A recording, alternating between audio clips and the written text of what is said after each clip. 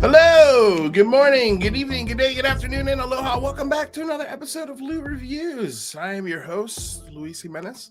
I'm actor, writer, comedian out here in Los Angeles. Hello, welcome back, or welcome to the first time to the show. Really excited about today's episode for a couple of reasons. The first, The Mandalorian is back. We got our first episode, which we are obviously reviewing tonight. The second reason I'm super excited is because I get to talk to one of my best friends out here in Los Angeles, Mr. Carlos Santos. So he's been on the show a couple times. So I'm sure if you're a fan of the show, you remember who he is. Before we bring him out, though, I want to remind you guys, please do me a favor, smash that subscribe, the follow button. All of the links are in the description below. We played a little bit of Call of Duty earlier today, had some great games. Didn't get a win, but we were really close. So if you haven't subscribed over there, like I said, the link is in the description below. And if you want to support in other ways, there are plenty of tip jars through those links as well. So with that out of the way, let us bring on our guest co-host for this evening. Without further ado, Mr. Carlos Santos. Hey. What's up, Carlos? You know, I'm hearing you on a delay, so I'm trying to figure out which one's the real Lou. Oh, you're hearing me on a delay? You know why? Probably because you have the YouTube page open somewhere. Oh, you're your probably browser. right. And so you're hearing the audio coming You're in right. twice. Yeah, you see that? You're I'm abs- quick to troubleshoot these issues now because I've done a lot of these. This is so weird to hear what I just said. Yeah. Well, at least you sound good. Hey guys, this is my first time on the internet. How's everybody doing? Well, you're doing really good for your first time on the internet. How you been, man? It's been a while since you've been on the show. I know. I just hearing back what I just said. Real quick, thank you. Yeah. I just heard when I said the first time on the internet. Or are you still having delays? Yeah. Okay, so do this. Back out and then just restart your browser and come back in. All right, guys. All right? Well, it was a pleasure. You were great on the show. That was Carlos Santos, everyone. Let's give it up for him. Carlos Santos on our first review of The Mandalorian, episode 1, season 3. All right, Carlos. So while we're waiting for Carlos, let's say hello to people in the chat. Hey, Rodrigo, welcome to the show. Thank you so much for being here. You loved this first episode of Mando. I think I'm right there with you. Michelle, hello. Michelle is actually watching this episode. Hey, Michelle, welcome to the show. Pat DeRusso, wasn't Mando way too short? It always is. Actually, I heard that was going to be sort of, I want to say a theme, but it's something that they had mentioned before the season release was that the running times of the episode of the entire season overall is shorter than the other two seasons. So obviously that means that the episodes are going to be a little shorter. So let's, Carlos is back in here. Let's see if you know what? How's it? It was the text you sent me started playing. Oh, it wasn't, okay. I was like, I didn't know where it was coming from. So now. Okay, yeah. Usually it's an open source of something, a link to the show somewhere. I'm here. So Michelle says, "Welcome back, Carlos." Hey, Rodrigo said, "Hello, Carlos." Hey, everybody. Great to be here. She's watching the episode right now. So one of the first comments that we got, Carlos, is that the episode was too short. And yeah, it was only like less than 35 minutes. Well, I think that's a good thing, right? But they also packed it with so much. They packed the hell out of this episode. We can talk about it freely, right? We're not. Yeah, no. I mean, like I've got a whole bunch of notes, so we could go through it in order, and then but it's a free discussion. We can start wherever we want. But yeah, what were you thinking? Well, just immediately, I was like, we're going to go with a monster. We're going to go with a stand-up. We're going to go with a space fight. We're going to go. It's like, they came out swinging for, yeah. I mean, well, it was written by Jon Favreau. And I feel like you could tell that this episode was written by Favreau because it very much reminded me of the first few episodes of season 1. where it's like, here's the world, we're landing on different planets, we're fighting different monsters, we're coming up with different solutions for the problems that arise. And I love that it is a very formulaic in that I feel like it does draw on those old 1960s network television cowboy shows, where it's like it's like the Lone Ranger or Zorro or any of the westerns that were on TV. Wait, what? You okay? Oh, did we lose Carlos again? This is his first time on the internet, everybody. I think you caught up. Did you hear what I said? Did you hear what I said? Not at all. Not at all. Okay. No, I was saying, if like the show feels like it pulls a lot from like 1960s television westerns, like Zorro, any one of those like sort of Western cowboy shows where every week it's sort of a different town, new bad guy they got to fight, but it in this medium, in a Star Wars medium, I love it. It's something that I've always wanted as a fan, and if it's done the right way, I think this is why it's Disney Plus's most popular show, right? I mean, it's hands down got to be the biggest show on Disney Plus, right? The one with the most amount of love for so far, or hope for. Well, I can tell you, it's definitely selling the most merchandise. Go ahead. What's your question? Did you think the opening was a flashback? No. Okay. For a second, I no. thought. No. I saw the helmet was different, but I feel like they were trying for the first second, yes, I thought at first it was a flashback to Jindarin, or the Mandalorian, the main character, Pedro Pascal. I thought it was a flashback to him getting his helmet and getting like his initiation into the Mandalore. But it wasn't, because what ends up happening is so first of all, the show opens up with that new Star Wars logo that almost reminds me kind of like a Marvel scroll. It kind of gets you ready for the universe, and the sound that they had wasn't the typical sound. It wasn't the typical sound. It was the hammer of the forger, the metal forger, or who also her character name is the armorer. The armorer, the lady who makes all of the armor with her hammer and melts down the Beskar metal and makes it into their armor. The episode starts with that sound, and it opens up on a ceremony of a whole bunch of Mandalorian are lined up, and they have one of their new recruits, or a child, who's standing in water, and they anoint him with his new helmet.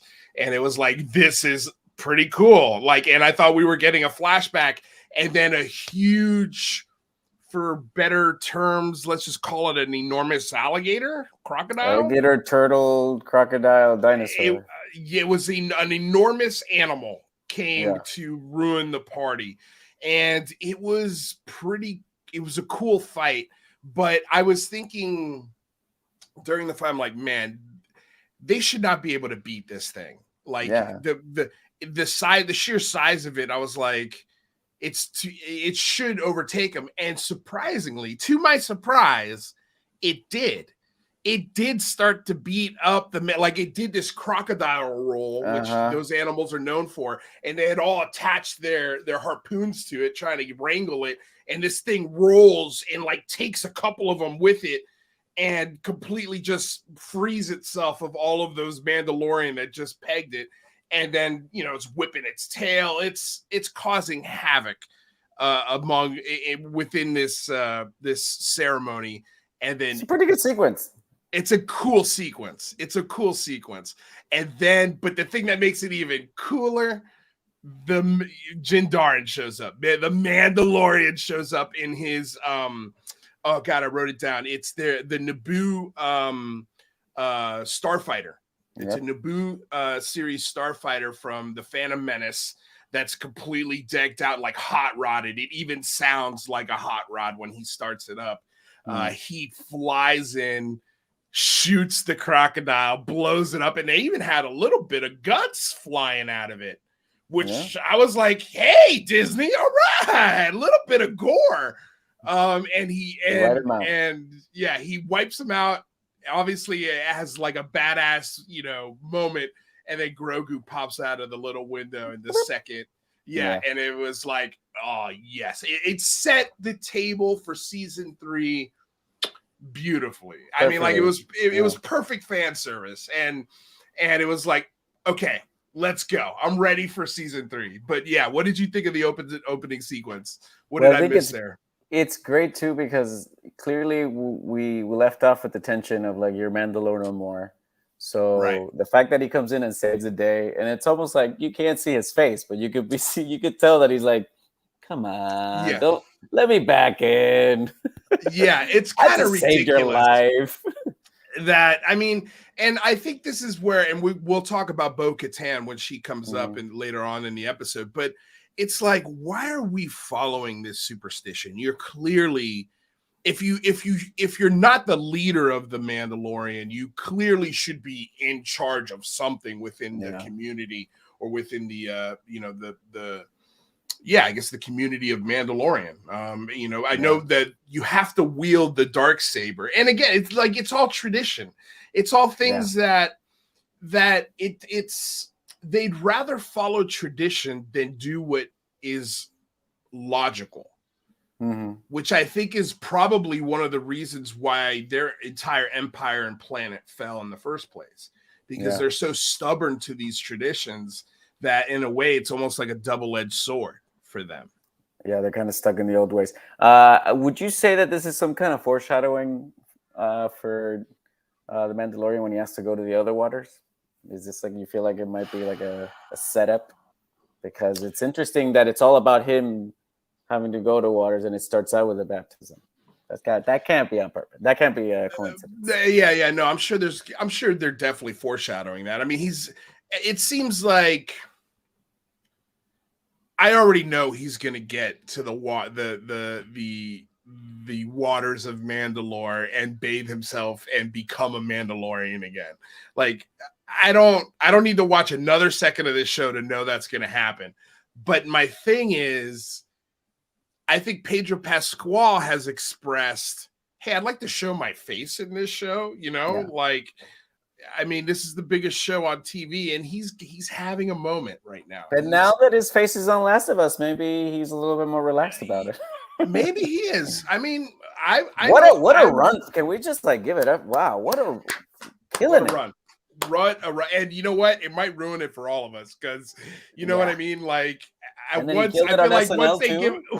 they give us this window, that's it.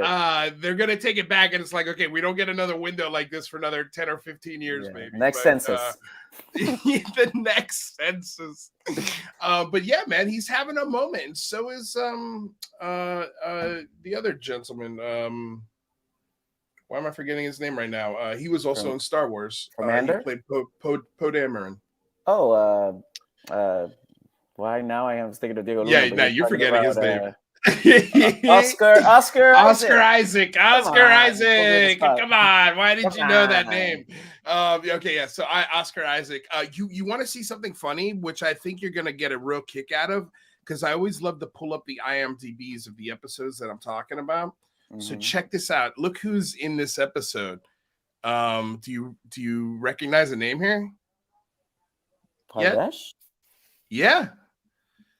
What he played he played the Navarro copper droid. So when they land on Navarro, that sort of R2D2 copper, the one that's waiting,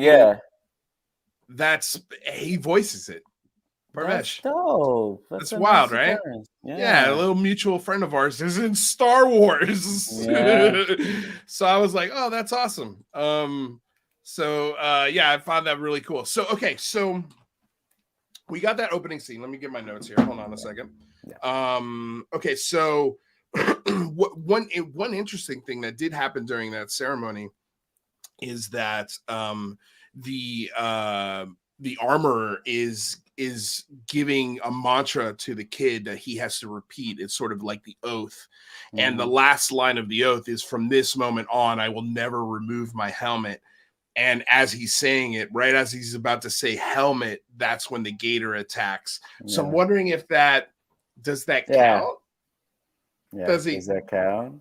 Yeah, like if it was technicality, because they're such sticklers about technicalities. Yeah. You know what I mean? Like if let's say he broke the rules as a Mandalorian now, could he say, well, technically speaking, I never actually made that vow, Yeah, that was the way, but yeah, I changed it, thanks to this technicality. But anyway, I just thought that was interesting. And so after he makes his badass entrance, he goes to the armorer and he's like, what do I have to do to get back in to the clan, essentially?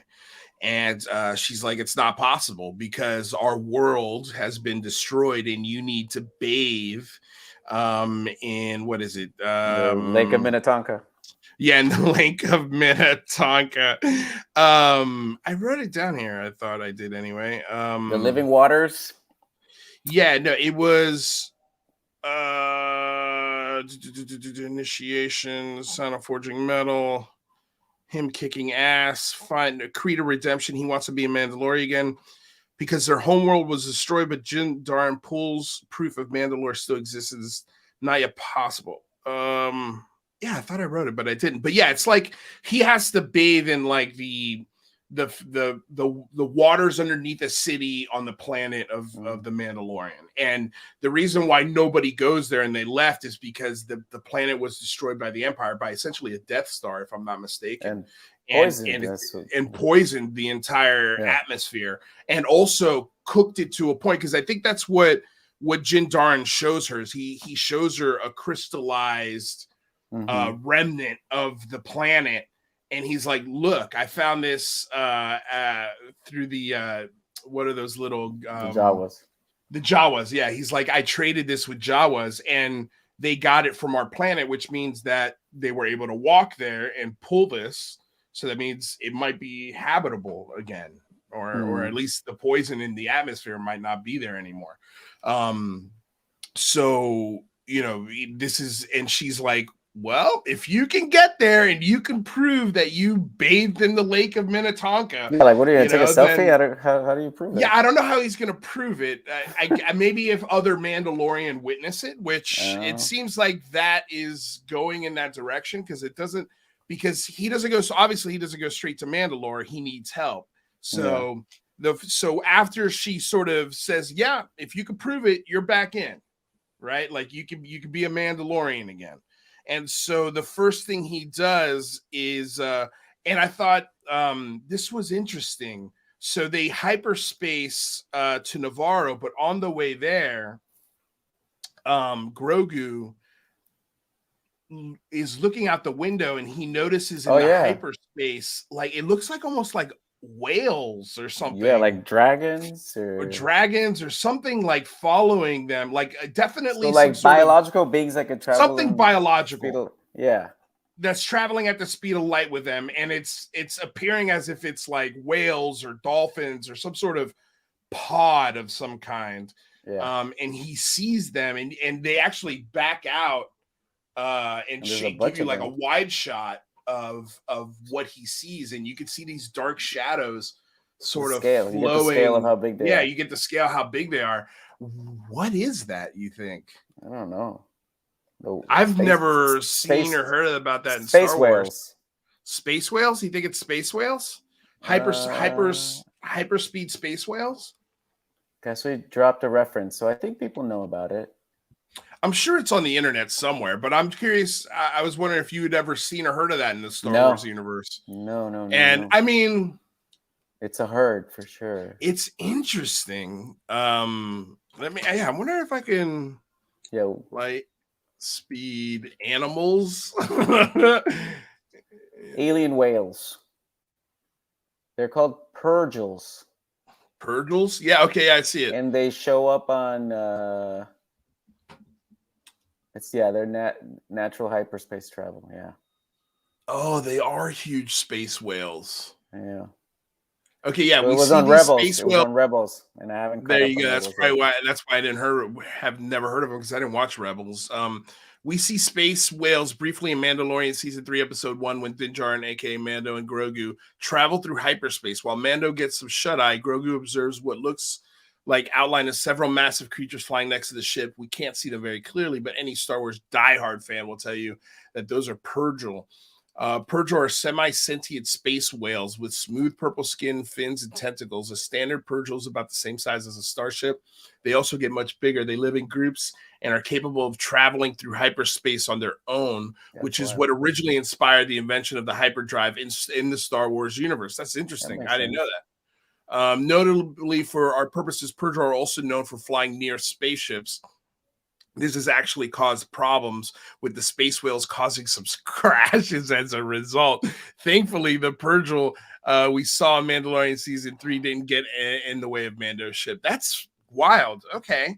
I didn't know it was a space whale that sort of launched the discovery of... Yeah. It's interesting whenever they introduce something biological that's, especially in the Star Wars universe. Mm-hmm. Because you think about other sci-fi, like that's not the first thing I think about. Yeah, but I buy it, and I think the point is that it's connecting us to Ahsoka and that an eventual connection with General Thrawn. And I think that's what they're trying to do. Well, for people that are diehards can kind of see the connection. Yeah, Rodrigo is. See, I haven't watched Rebels, and Rodrigo's watched Rebels.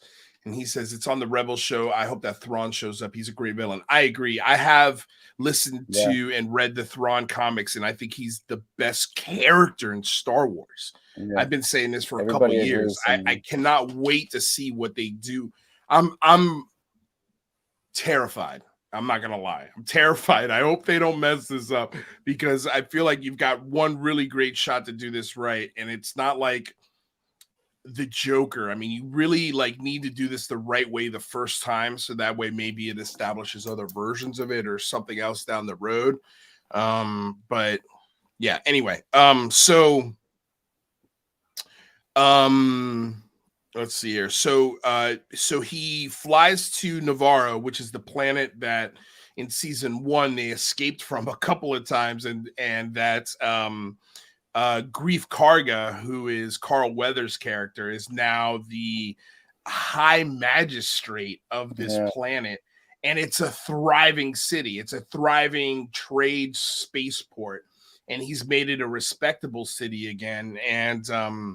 And he even offers, I thought this was a really cool moment where, he reunites with Grief Karga, and immediately Grief's like, hey, I've got a plot of land for you. Set you up, yeah, I'll set you up. Like anything you want, basically. The city's yours. It's open to whatever you want to do. You can even keep the little guy here. And he basically says, no, thank you. Like I've got stuff I've got to do. Right. So we find out the reason why he went to Navarro is to resurrect the IG-11 that sacrificed itself in Season 1. That was played by Taika Waititi. And so I was like, whoa, okay, they're going to...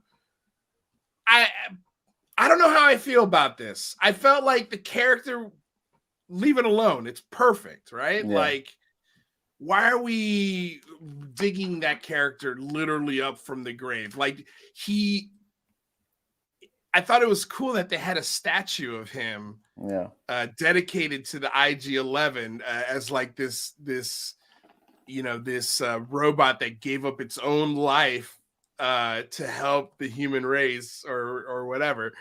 And turns out that statue is actually the real parts of that IG-11. Some of the part, yeah. Some of the parts. I was like, wait, what? That's kind of twisted. Like, why would you? That's weird, right? It's like a never-ending open casket. It would be, I don't know. It would be as if someone put you in for like a vat of formaldehyde, or was able to like stiffen your body, and half of it was sticking out of the grid and pose you. Yeah, it was weird. It was a weird scene, and I'm like, look, not that I don't want to see this character again because it was a badass character, but it's like, why are we doing this? We don't need to do this, do we? I mean, maybe there's a good reason. I could be wrong. I'm open to being wrong on this one. Yeah. But it was the one thing in the episode where I was like, I don't know about this one. Well, it gives him something to do before he actually has to make it out to. That's for sure. It definitely sets up what he's got to do next, right? And it does. Okay, so here's what happens. So he rips down this statue, which I'm sure is also awkward. Like, how disrespectful is it to take apart the statue dedicated to the person who sacrificed himself? Oh, we're taking this down now because we're gonna try and resurrect it. Like, was there an ordinance meeting? Did they have a town hall? Like, how did the droids feel about it? When you're that, what is it? He was the high magistrate. Magistrate, yeah. Magistrate Krieg, Grief, which was funny. Okay, so anyway, so Mando repairs him, actually gets him to turn on again, and the IG-11 is in full kill mode. As soon as he sees Grogu, his eyes go red, and he almost kills Grogu right there on the spot. So he shoots him, and so Grief takes Mando and the IG-11 to a garage full of those little Babu Fricks. Yeah. Which was, I kind of loved it. I'm not gonna lie. I'm trying to get the sequel trilogy. They're trying to establish. I mean, those, yeah. The sequel trilogy well, it's the only thing from the sequel trilogy that I'm like, okay, I dig those little guys. Those things are cool, and I love that they're in the universe now. And so I'll take those. You could put those in any part of anything, and I'd be like, all right, cool. Yeah. This scene needed. They survive. They can survive. They can survive. Out of anything from the post trilogy, I'll take the Babu Fricks. And they were, you know what they remind me of? Is those little brownies from Willow. Mm-hmm. Remember the two little guys? One of them was played by Kevin Pollak. Mm-hmm. I can't remember who the other guy was played by, but yeah, they were like smart aleck, like little, little people. Like they, and I like I played it. I don't remember. I mean, they were called brownies in Willow. That's what they call them. I mean, they're anatomically the same as us, just right. They're just tiny. The size, yeah, they're just tiny. And so the Babu Frick, I don't know. Anyway, the Babu Fricks have that kind of like, they're mechanics. They spit on stuff when they don't like it. Like I thought, it was just funny. Anyway, we're spending too much time on Babu Frick, but I did love it. Before we move on, I also want to point out that they slightly explained away Gina Carano's character very.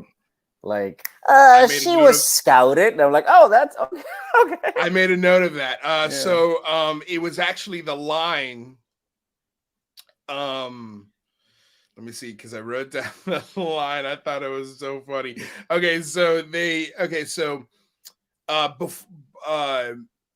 Before that line, Grief, a set of pirates come into town. And the pirates show up at a school because the school used to be a bar.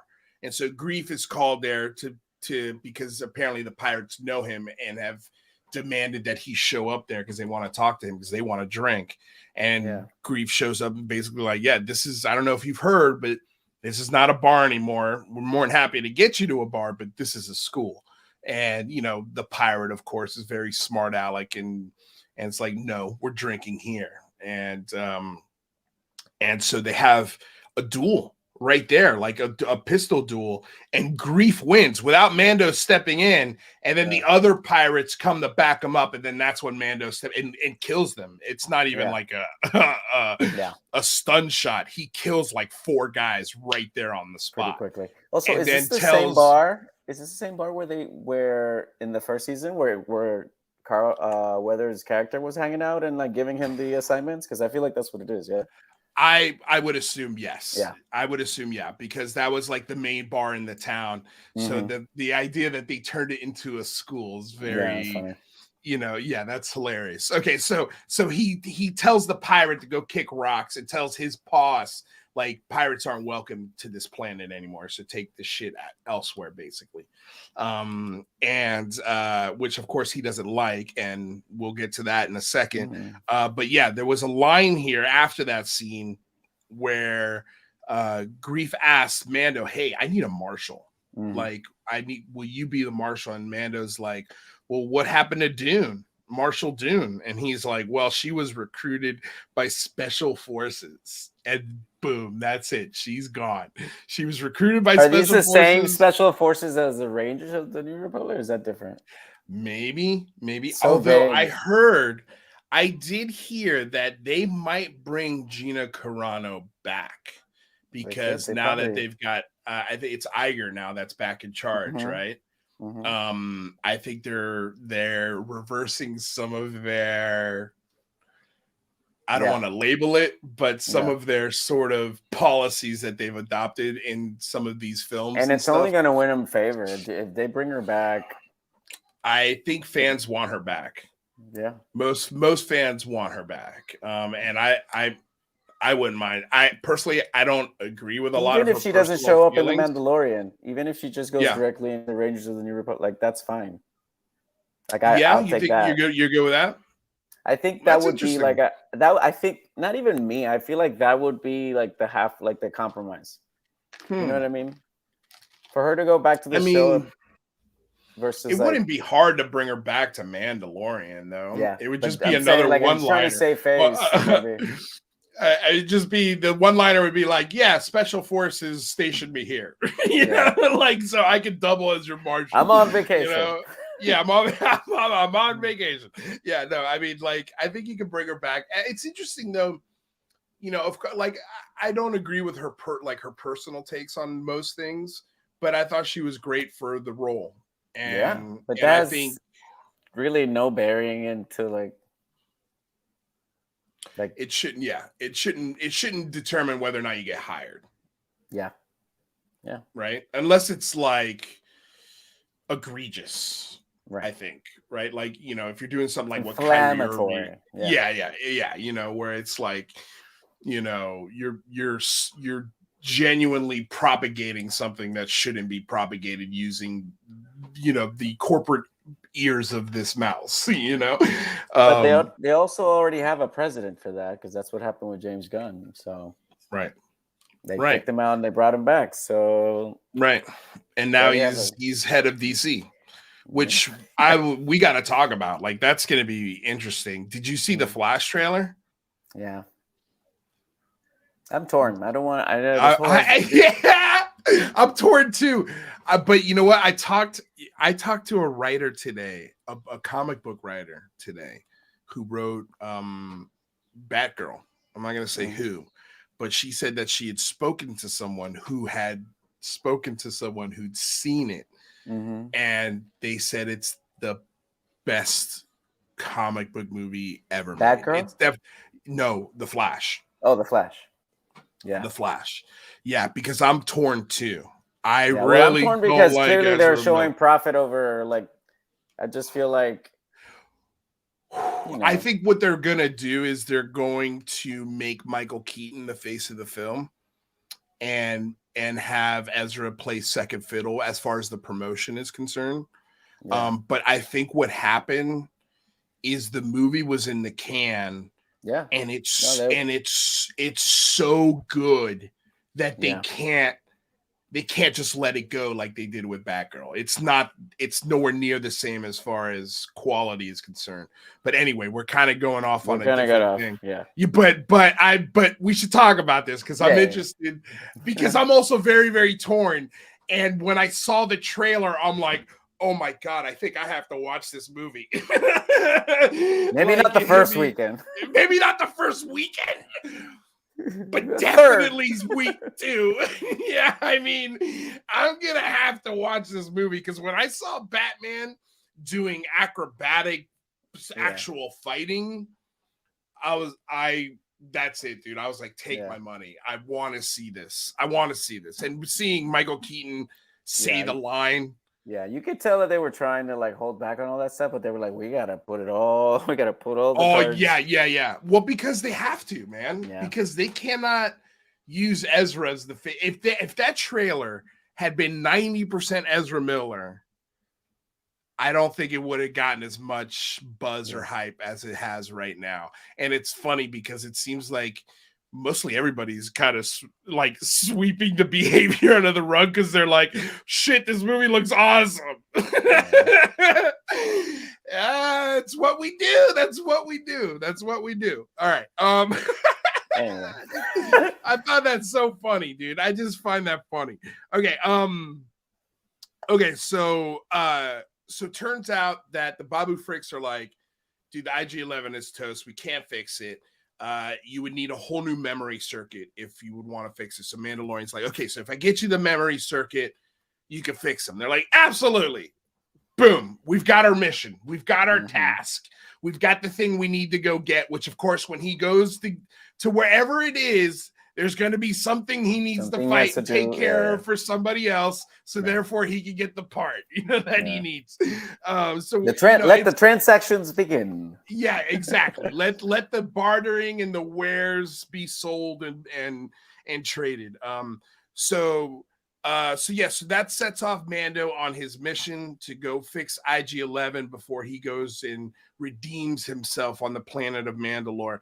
And before he does, though, he takes off and meets up with first of all, he takes off from Navarro, and the pirate that they ran into on the planet chases down Mandalorian. And so Mando makes them chase him through an asteroid field. And this was a really cool scene. Like, this was pretty awesome. It was a great dogfighting scene. And just pulled a Boba Fett. He pulled a Boba Fett hiding behind the asteroid, and he it was just cool. Yeah, it was cool to see these ships go down one by one, and like how he just outmaneuvered them the whole time. It was awesome. But what was even cooler is how that sequence was really just a trap for the Mandalorian to be caught by the main pirate, Toxic Avenger. Yeah, the Toxic Avenger, which that was very toxic. Very toxic Avenger. It was almost, I have to watch it again. It didn't turn me off the second time, but as soon as you said Toxic Avenger, I was like, man, was that thing too much CGI? I don't think it was a CGI. It felt CGI-ish. I did begin, before I said that, I was like, I gotta watch it again. And it didn't hit me like that watching it the first time. But when you said Toxic Avenger, I think of that close-up of his face and how they zoomed in on it. I was like, oh shit, was that? It didn't strike me as practical effects, right? Yeah. He's like more like Swamp Thing. Gorian Shard. Yes, Gorian Shard is the name of the space pirate, and his ship was pretty cool. It looked like a Corvette. Kind of looks practical though. Yeah. Well, it looks like a Corvette class of starship from the Republic that's been turned into a pirate ship. So I thought the ship looked cool as hell, and this was a cool scene. So the pirate has him. It seems like by, he's got his number. He's got the Mandalorian's number. He's got all of his guns tracked right onto his little Naboo starfighter. And what's his name again? Harlan or Marion. What is it? I had it right here.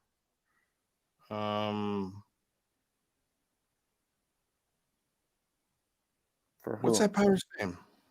The main pirate. The captain? Yeah, the captain. Gorian Shard. So Gorian Shard is like basically like, give up your ship. And the Mandalorian's like, as far as I'm concerned, I don't owe you anything. He's like, no, on the contrary, you just destroyed 4 of my ships and killed 4 of my guys on the Navarro planet. You do owe me something. And this was awesome. So Mandalorian looks at the kid and he goes, kid, never trust pirates, and then hits the boosters and just fucking takes off right past them. And that sets up now, like, basically, I think the antagonist for season 3, right? Because this pirate's going to be chasing him throughout the whole season, I think, and going to be causing a lot of issues for him as far as everything, just being a thorn in his side for the whole season. I think it set it up really nicely. I was like, oh, cool. The antagonist is just, it's going to be a space pirate. And I like that because, like, the building of the city of Navarro in a way is sort of the end of piracy in this part of the galaxy. Like, I started looking at I don't know if you've ever seen the trading or the light speed routes between planets and galaxies within the Star Wars universe. Have you ever seen that? No. It's pretty cool. It's like a highway system. Okay. And this highway system is patrolled by the Galactic Empire or the Empire at one point. Once Star Wars happens or once Revenge of the Sith happens and the Empire takes over, they essentially become the police of the galaxy. Right. And it explains why and in a lot of ways, I know George Lucas modeled this after the American Empire in that, we spread ourselves too thin trying to police everything, and it causes rebellions. Because if you go to somebody's planet and you take it over, and you automatically, for every one person you kill, you create 10 terrorists in its wake. And so it's kind of like the same thing with the Empire. For every rebel they kill, 10 more rebels signed up to join the fight. And so it's a cool transition within the galaxy to see, like, oh, piracy is dying, and sort of law and order. Like, here we have Carl Weathers' character, who was literally a gangster. He was a mini Jabba the Hutt when we first met him, and now he's this high magistrate of a major port within the space system. So I think that's pretty cool, and sort of this storyline of the pirate chasing the Mandalorian and his entire business is dying right before his eyes. Like, he can't even step foot on Navarro, let alone go drinking there. So, like, all of his everything's drying up, and it's kind of like it's almost like the Spanish fleet closing in on actual pirates in the Caribbean when the end of piracy started happening, and we just started taking over all of those shipping routes, and so that's what's happening. And so I think that's a cool and very, I think, sophisticated, smart antagonist for this story. It has a lot of potential for sure. It's got a lot of potential to open it up to other pirates or other sort of scum and villainy of the galaxy. Like, what other parts of the galaxy are experiencing this kind of disruption within their criminal empire, and so, like, I would love to see because we now have seen that planet. What's the planet with the casino on it? Candle Bite.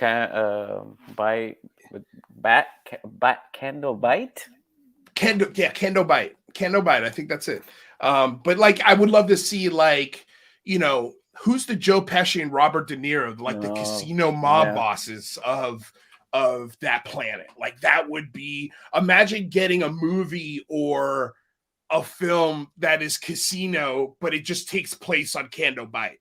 And it's like, this is how the planet was started. Like, this is how we started a gambling planet. Like, I think that alone could be a killer TV show. And then you can do so many places. Space Ocean's 11. Yes. Yeah, dude. I mean, like, there's a lot of things you could do and have fun with it. Let me see here. So, okay. So, right before the episode ends, after this interaction or encounter with the pirates, he gets to Bo-Katan, and Bo-Katan is on the planet Kalevala, and she's in a Mandalorian castle. When he comes upon her, she's sitting on a throne, and nobody's there. She's the only one. She's lost all of the Mandalorian that were following her. And Jindarin's like, what happened? She's like, well, I don't have the dark saber. You do. And because I don't have the saber, these idiots, these cult members won't follow me because I don't have the saber. So since you have it, why don't you go wave it around? Maybe they'll go follow you. And I was like, damn, somebody's bitter, like resentful. She's a little resentful toward Jindarin, right? So, which he doesn't really sort of acknowledge. He's like, well, tough shit, like it's my dark saber. Like, do you still have it? And he's like, yeah, I got it. Yeah, I got it. I got it. So he was like, he's like basically showing up there saying, hey, I'm ready to fight. I'm ready to join. And she's like, there's nothing to join. Everything's gone. It's been destroyed in part because of you. And he's like, well, what happened to the lost fleet, the fleet of ships that she had? She's like, yeah, they're basically pirates now. Again, like they didn't follow me. And he's like, well, I'm going to Mandalore to be forgiven for my transgressions. And she essentially calls him a fool. She's like, you're following this superstition. Why? Like, you can do whatever you want. Like, you don't need to follow these rules. And in a lot of ways, I think she's right, but I guess obviously, the thing about the Mandalore, they're not Mandalore unless, of course, they stick to it. This is the way, that is. He's not ready. That just shows that he's not ready to let go of that identity. And I feel like that's what probably this season is going to explore. Is that it's actually him coming to terms with that because it still very much affects him because it's still a part of him. And I would venture out to say that maybe he won't get baptized. Maybe that's the thing. I don't want to. I mean, obviously, I don't know, but maybe that's the emotional arc of this season of him having to make a decision, and finally let go of whatever is the restraints of the way. Well, I think you're right. I think it could set up for where he has to make a decision to either lead his people into a new generation of Mandalorian or decide to stick with the tradition, right, which destroyed his people in the first place. Right. And so I think, he's going to have to be forced to make the decision. And maybe even that opens it up to where he can do what Bo-Katan does and takes off her helmet whenever he wants to, whenever he feels it's justified, and that it shouldn't be a sin against, the culture or the tradition. It should be welcomed into the tradition, if anything, so that way people, like, I think the problem with the Mandalorian culture is that it's so cold. There's no emotion to it. Yeah. It's just like, oh, you broke the rules. Sorry. Oopsie. And I think if you're such a stickler of the rule, you got to be able to not only break the rules, but be able to bend them and be able to, have them to be adaptable to the situation that you're going through. So that's where the episode ends. He's like, I'm going to fucking Mandalore, and you can come with me or you can come without me. But I'll tell you this, when I get there, I'll let you know if it's livable, because I think he wants to reestablish Mandalore. He wants to, and I think you're right. I think it's sort of foreshadowing to, like, he's going to have to make a decision. Does he want Mandalore to continue, or does he want it to end? And I think he's going to have to break some of those traditions to make sure that it survives. But we'll see. Before we give our final scores, I want to read some comments here and just say hello to some people. I follow If You Can Burp is now following me on Twitch. Oh my gosh. Thank you so much for the follow. By the way, we're only now 2 followers away from 100 on Twitch. So if you guys haven't followed on Twitch yet, please. But you have to burp now. And now you have to. Oh yeah. You have to burp. I have to burp. I think that's what the. I mean, I'm sure if you scan through the hundreds of hours of live streams that I've done, I've probably accidentally burped in 1 or 2 of those. But sorry, I don't have anything for you. Well, Right it's now. not saying to do it. It's a question. Can you burp? Yes, then you get the follow. See? Well, Technicality.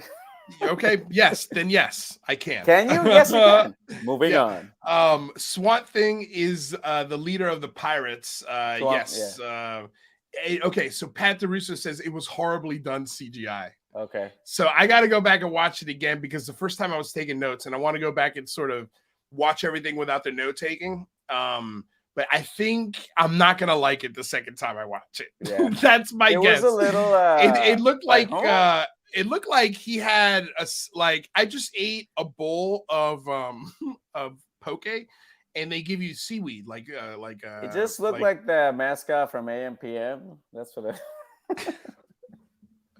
Isn't he orange though? I don't know, but like that vibe. Yeah, that vibe. Yeah, dude. But it definitely like took me out of it. It's almost like they're really trying to go for like a pirate. They're really leaning into the pirate of it all with his look, because you could almost see him with like one of those like pirate hats, and the way he was dressed was a little like piratey. It was very well. He was very piratey. He was piratey. Bigger. Yeah, I'm interested to know if he had a peg leg. I got to go back and look at it again because I have a feeling I'm going to be able to pick all sorts of things apart with this pirate character. But yeah, it was weird. I got to go back and watch it. Yeah, I got to go back and watch it. I'll just leave it there. Maybe we'll comment on it next week. But yeah, if Pat DeRusso is saying it was horribly done CGI, that's kind of what I'm remembering now as I'm thinking about it.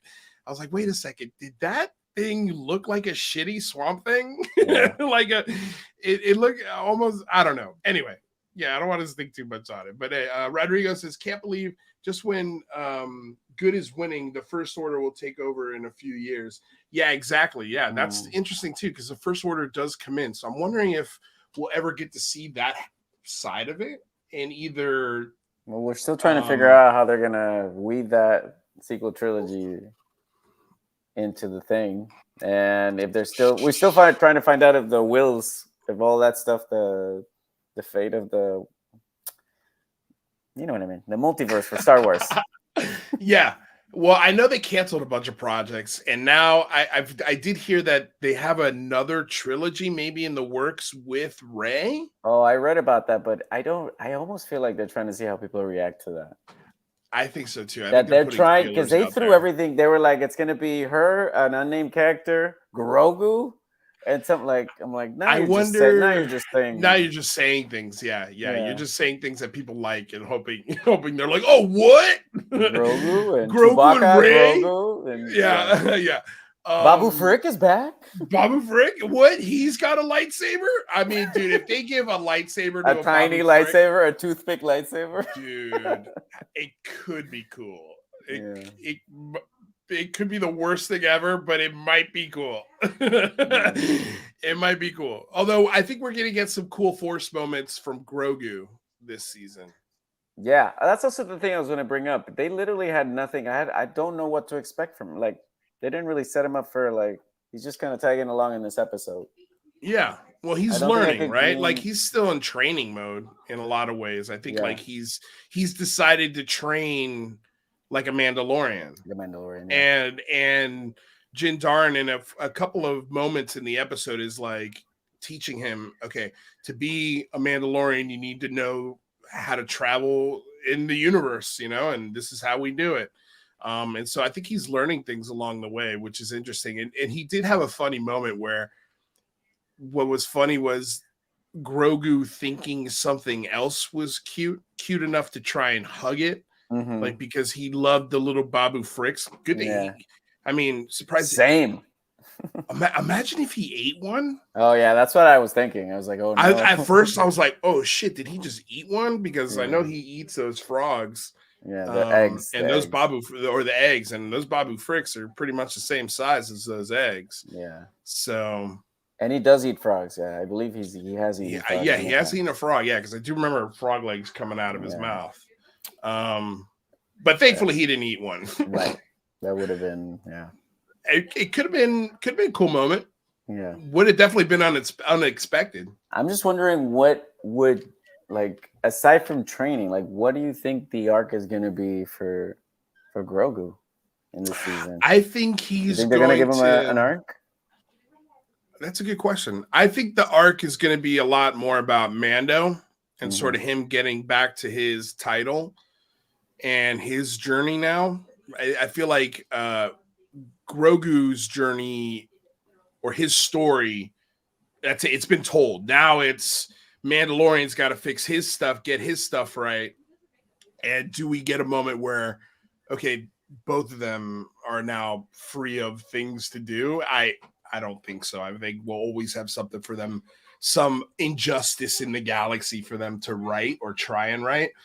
I think Grogu takes a path similar. Have you been playing the Jedi Fallen Order games? No. I mean, I've played some of them. The new one hasn't come out yet, right? Hasn't come out yet, but okay, good. but the yeah, I first played a one, little bit. Yeah, I played a little bit. Yeah, so it's kind of like a Jedi that learns his powers on his own, sort of self-taught, because there's no more Jedi temple, there's no more there's no more Jedi masters, so therefore they kind of are teaching themselves, and they gotta essentially. And they got hide, and they gotta keep a low profile. Yeah, I mean, he did get a base. I think he got a good base from Luke Skywalker, and now I think he's exploring sort of, and I think, I'm sure we'll get scenes of it.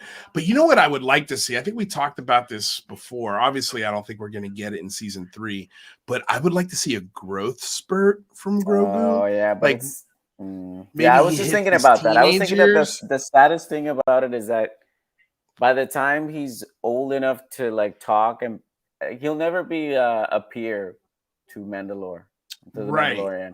So that's kind of sad if you kind of think about it that way. By the time he's like, the Mandalorian will be long gone. He'll be dead. But if he's a baby, he's almost like a vampire. And it's been 50 years, you do the math. It doesn't look like it's gonna happen in anytime soon. But they might do it for the sequel trilogy. If they do the if they do the Rey. Well, I mean, who knows, man? Like, I don't know. I'm sure it works very similar, like doggy years, like where it's just the time is different for them. It just hits them differently. But yeah, it would be cool if around the age 60 or 70 or 80 or something like that, they hit a growth spurt. Like that's them, and then they never hit it again. Like whatever happens in this spurt, that's it. And then basically from like the age of 10 till they die, they're the same size. They just start sounding like this. Yeah. Well, maybe not even so much talking as much, but he just gets bigger. Like, I don't know. I would like to see, at some point, I would like to see him wield a lightsaber or do something similar to what Yoda did in Attack of the Clones or Revenge of the Sith, like I would like to see something like that from him, but we'll see. I guess we'll see what happens. But okay, so we've gone over the whole episode. We're gonna score it now on a scale of 1 to 10, and you could go 6.4, 6.5, whatever, but anywhere from 1 to 10. What do you give this first episode of season 3? I thought it was exciting. I thought it was short. I wasn't blown away, but I was really happy to see it. And I think a lot of that has to do with the expectations post Boba Fett. So I'm going to give it a 7.5. That's a good score. I was going to be in the 7s with you for sure. I think it was a great opening episode. I thought it was written pretty sharply. It was action packed. I mean, it was shorter, but every moment of that episode was packed with something fun to watch or look at or listen to. It did not have almost any dead space in that episode. So although I don't like that the episodes are shorter, if they're going to be like that, if it's not wasted, give me the whole season like that. Well, I mean, think about it, how hard it is to make those huge, like there were a lot of set pieces. So it makes sense that you would cut, like that's a lot to get into an episode. That felt like, I mean, that's probably, correct me if I'm wrong, but I feel like that's some of the best, aside from Swamp Thing. I think that's where they the budget could they lost their budget Yeah. for Swamp Thing. But I feel like everything leading up to it, all the action set pieces and everything looked pretty solid for like the typical like I think like now we're used to the volume, so it's not as exciting. Right. But I still feel like I think they've been learning to make it, I think, more dynamic in the use of it. So I like that opening scene was pretty. I will if it's just based on the opening scene, I go higher on Yeah. grading it. I think overall, what I'm bumping up against is that maybe it just wasn't. It wasn't too clear for me, or it wasn't as exciting of what's things to come. Like as of right now, we're kind of inferring that he's gonna have to make a choice. But right now, if you just watch it, you're like, "What's the season? He's got to go get baptized." Right. Right. So it doesn't have that like the stakes are not there, which is fine. I'm sure we'll get it soon.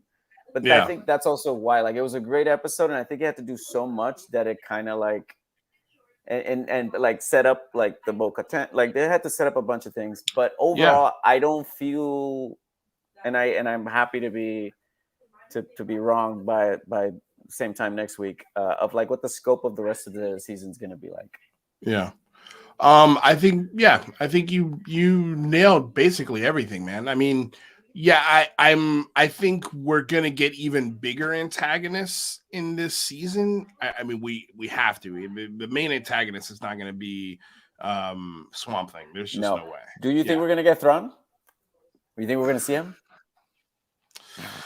That would be I hope we do, but I just don't know how he's gonna work into this part of the universe this early. Yeah. I mean, mean, already talked about him. I know that with Ahsoka. Ahsoka's already hunting him, so he's already carried out a whole bunch of missions.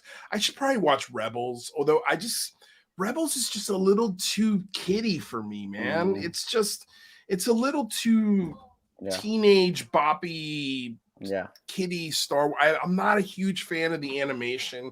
It's just very difficult for me to get into it, so that's why I haven't watched it. But I feel like I have to force myself because I want to see what's going on with Ahsoka and Thrawn and sort of how he's thwarted her, because the only parts of Thrawn that I've got basically the rise of Thrawn within the Empire, but I don't know how his story intersects with Ahsoka's. So but that would be an easy way to get him in, is through a storyline, because Ahsoka should definitely make some kind of cameo, especially if their show's coming out. Yeah. Soon. You think she's going to make a cameo on this show? I think so. I mean, it makes sense. So I feel like if they do include her, that is the perfect way to do like a Luke Skywalker reveal, but with Thrawn. Yeah. I think people would lose their minds if Thrawn showed up. Like everybody's just been. Dude, I think people are dying for Thrawn, and people who don't know about Thrawn are unknowingly dying for Thrawn. Trust me, you're gonna want to see this character in the Star Wars universe. Pete the Great says Grogu fights Kylo Ren, a battle so grand with the Force on their side, a powerful stand, their lightsabers clash, a fight to command. Who will be the victor in this epic brand? Oh my God, it's like a rhyme. It almost feels like a haiku. A haiku. I think Grogu. Kylo Ren is my least favorite, I think, Star Wars villain ever. Yeah. I don't know. I don't think. I think Grogu wins that fight. Yeah. What do you think? Although, I mean, the coolest moment from Kylo Ren was his opening scene in The Force Awakens. And that's it. Remember when we were in the movie theater when that happened? We're like, what? He could stop a blaster shot? And we were so impressed by it. And then that power set just downhill. Yeah, it was just all downhill from there. I don't know. Anyway. I feel like Grogu would grow up to be less pissy than yes, Ren. Definitely. Yeah, he wouldn't be such a whiny teenager. Pete the Greatest against is 7.5, a score not high enough for the masterpiece that is truly tough, with stunning visuals and acting so rough it deserves a perfect score. That's the stuff. And acting so rough, as in like it's not good?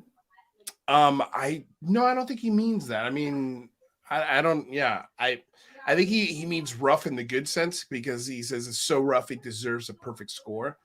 Or That's is the that my stuff. score is rough?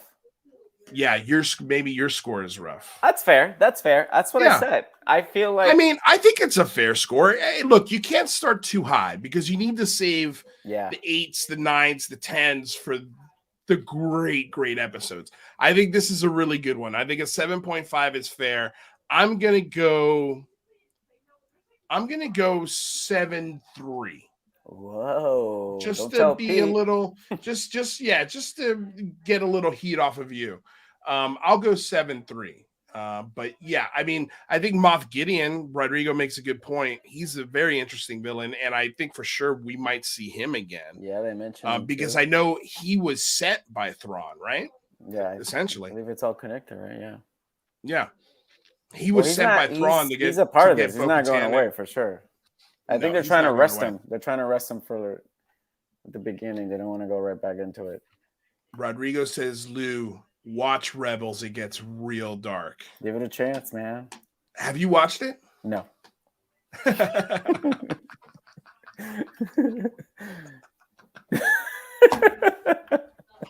No, I have not.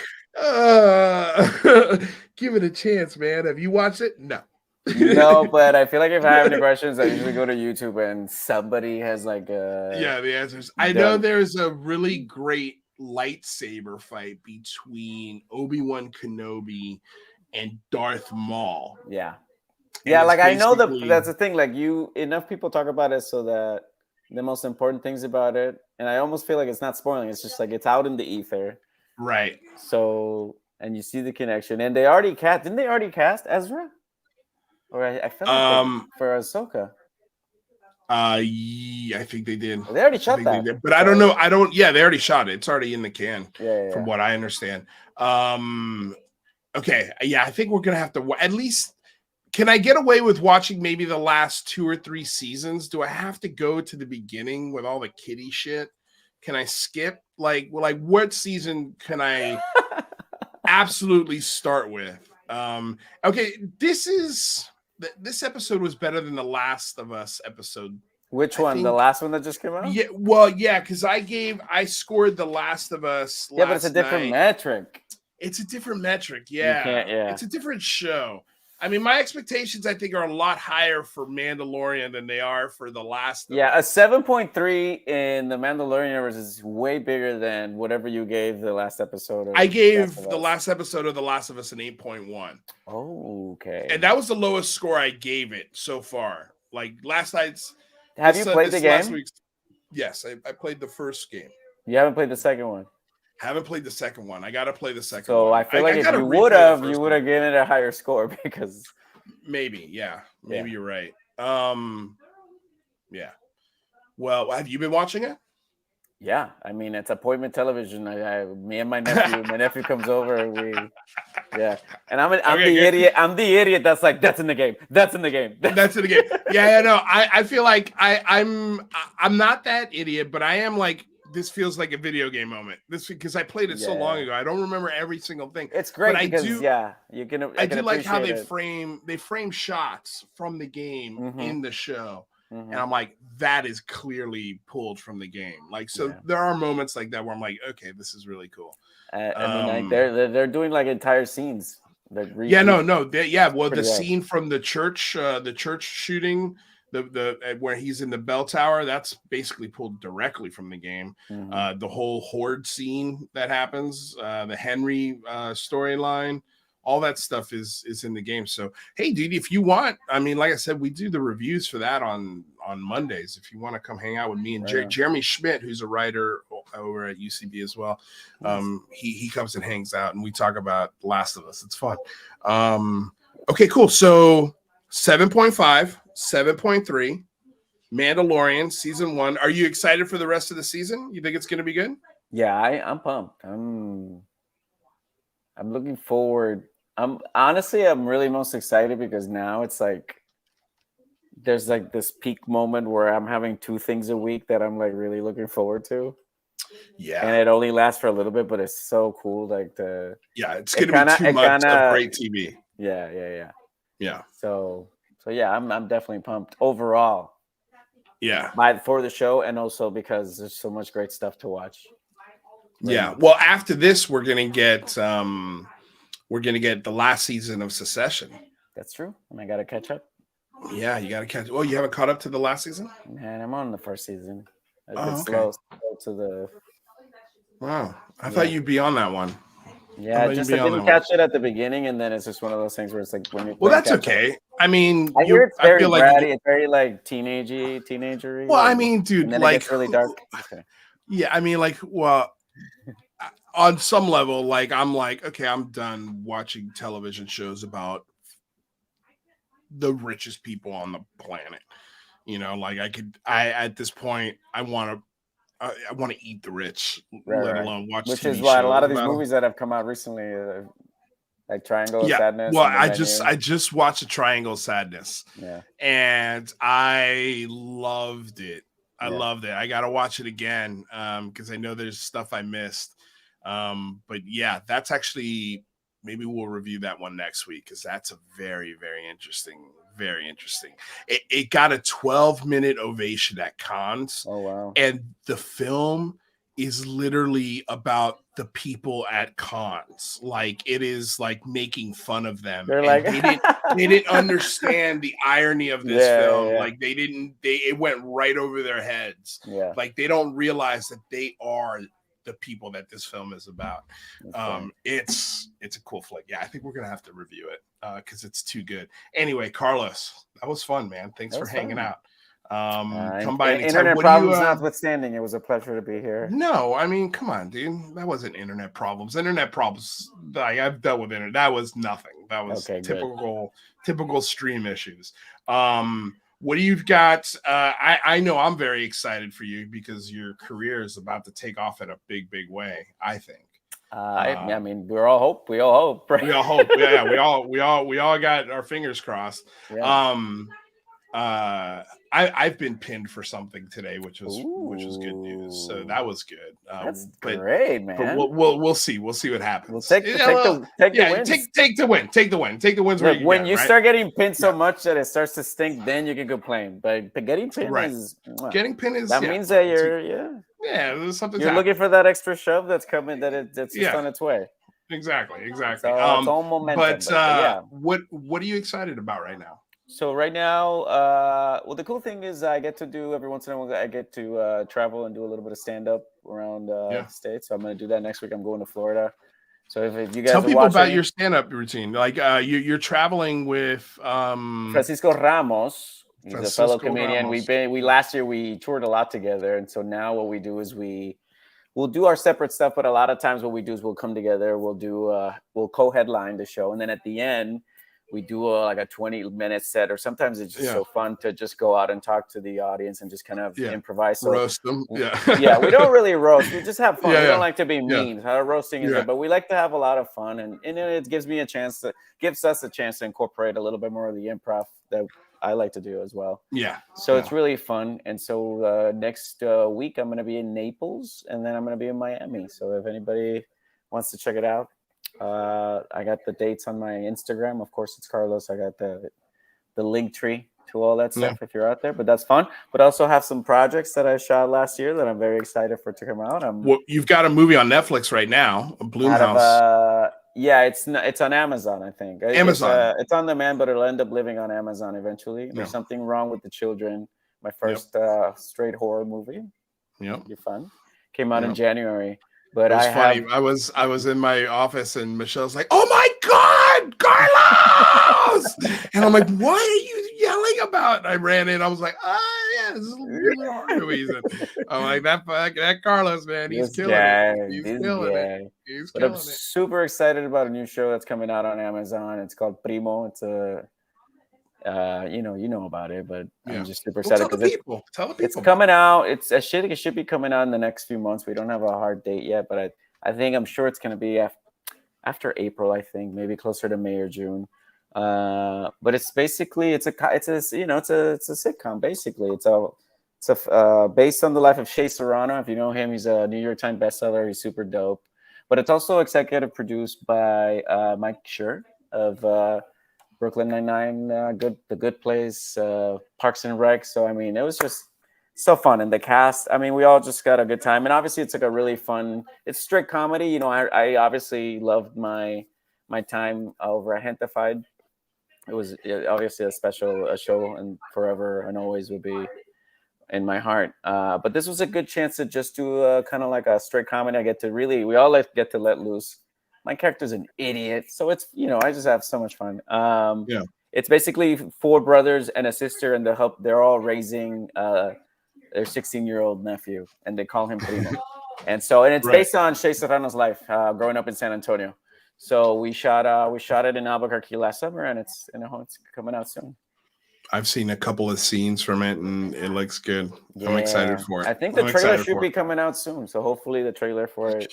Sweet. Yeah. Well, I told you I hear Mike Schur almost every day on the Dan Le Batard show in Miami, because he calls in every morning with a stat of the day, and they're actually great stats. Like, he's a huge sports geek, which I had no clue about until he started calling in every morning to a sports show in Miami. So I guess I'm excited to talk to him about that maybe someday. Yeah.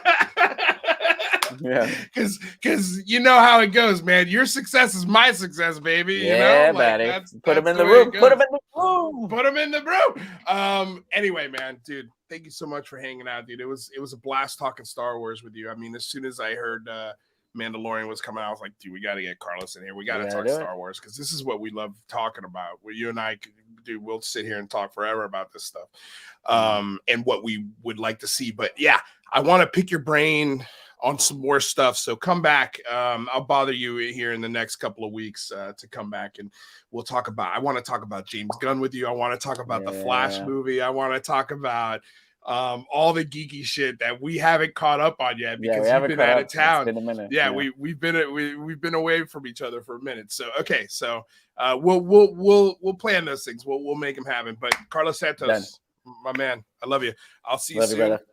Be good. You can go ahead and get out of here. I'm going to say goodbye to the people. I'll include Carlos's link in the description below. So if you guys want to go check his stuff out, please do. If you're Miami, if you're Naples, go watch his comedy set, because it's great. And that's it. That was Carlos Santos. You guys, thank you so much for coming aboard, having fun with us here today. Before I get out of here, let's read a couple of comments that we got cooking in here. Let me see.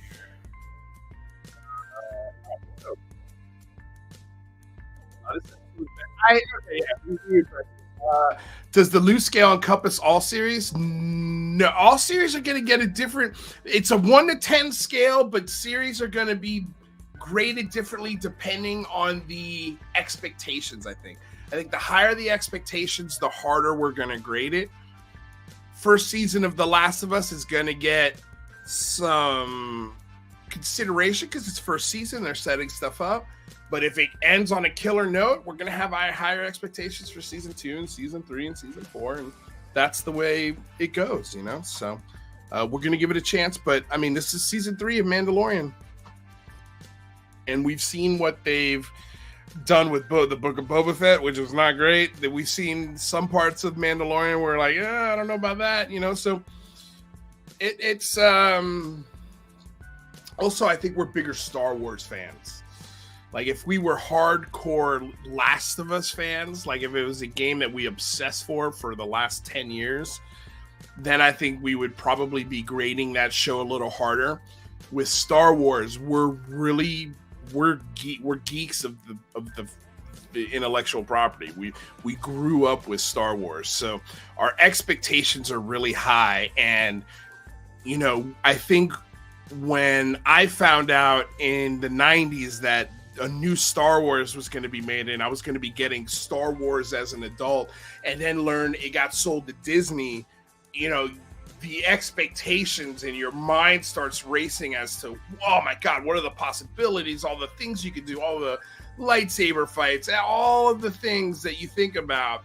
And then compared to what they've put on film, there's only like a handful of things out of everything that they've made that is worthy of a stamp of approval. So I think that's why we're a little tougher on Star Wars, and that's why I think the scores are a little bit lower than they are for The Last of Us.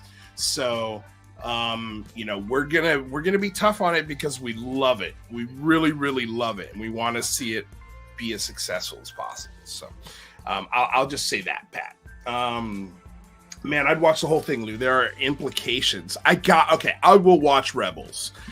But like I said, do I have to watch every single season? Like, is there a season I could hop into and just kind of catch the last of it? Let me know. I'm curious. Lou Reviews, what about the Bad Batch? It's filling lots of gaps from the end of the Clones era. I watched, again, like, the animation style of these shows, it doesn't suit my taste, and I think it turns me off really quickly. I did like the Clone War era animation, and I know that sort of animation is bleeding a little bit into these newer things, but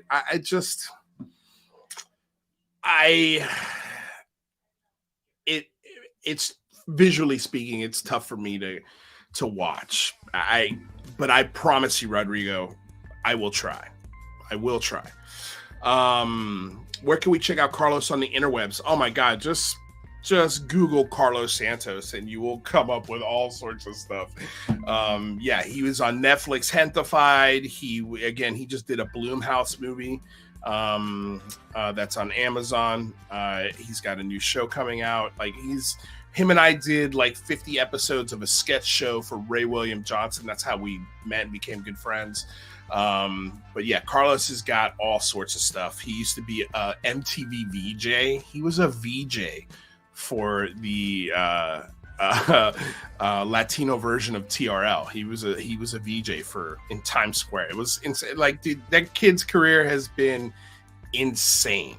He's done a whole bunch of commercials. He's one of the funniest people I've ever met in my life. Just a really cool dude. Let's see here. See you, peeps. Thank you, Lou and Carlos. Thanks, boys. You guys are welcome. It was our absolute pleasure. Tough question. What's your favorite episode from any Star Wars series on Disney, Lou? My favorite episode of any Star Wars series on Disney. I mean, the first one that pops in my brain is the Luke Skywalker scene from Mando Season 2. That was awesome. Probably watched that like 6 or 7 times, that episode. So I think I would have to say that. I know that there is, in Rebels, I know that there's a really badass lightsaber fight between Ahsoka and Darth Vader. That's really good, and I've seen the clips of that. So, but I don't want to count that because I don't know how we got to that moment. So I want to know how we got to that moment, but it's such a hard pill to swallow. I want to like it, but I think I'm looking for more adult themed Star Wars content. And so when I saw the guts in this episode, I was like, yeah, finally, a little bit of blood, a little bit of gore in the Star Wars universe.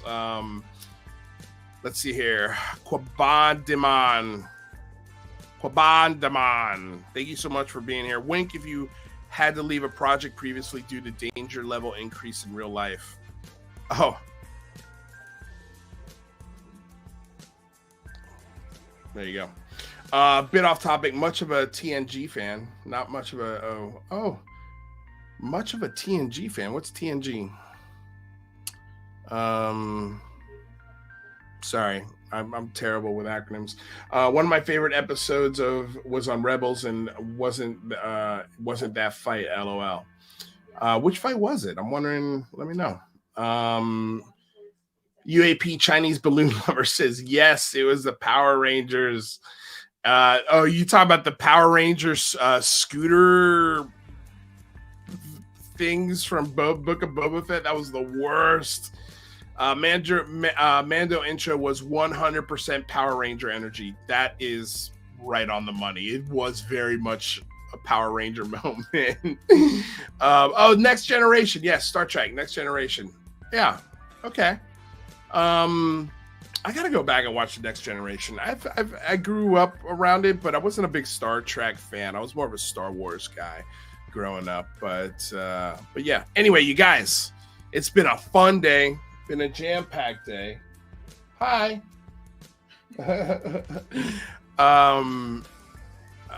So yeah, that was it. Our review of Mandalorian episode 1. We'll be back next week to review episode 2 and episode 8 of The Last of Us. And I think we might even review, let me know if you guys want a review of The Triangle of Sadness, because this was a great flick. And I know another guy who really enjoyed the flick was Jeremy, who joins us for our Last of Us reviews. So maybe we'll bring him in for that one, because I know he really, really loved that movie. And I just watched it this last weekend. It was awesome. So we'll get into it. Best The Next Generation episode, please watch The Inner Light. All right, I'll check it out. The Inner Light. I'm going to write that down. The Inner Light.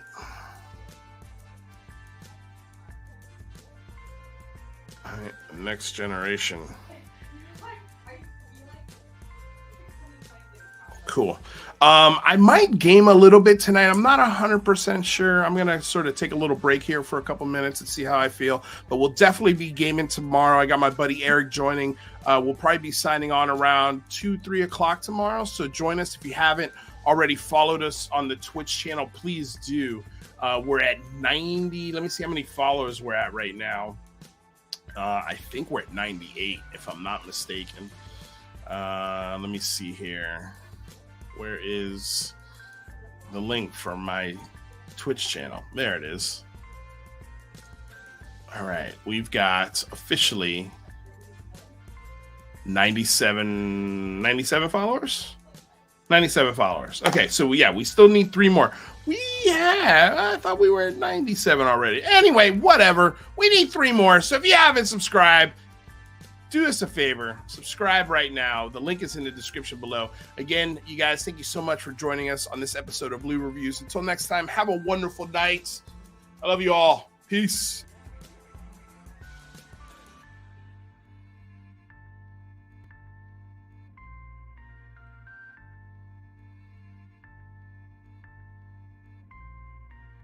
Thank you, Ectoplasma M231. I truly appreciate it. Thank you.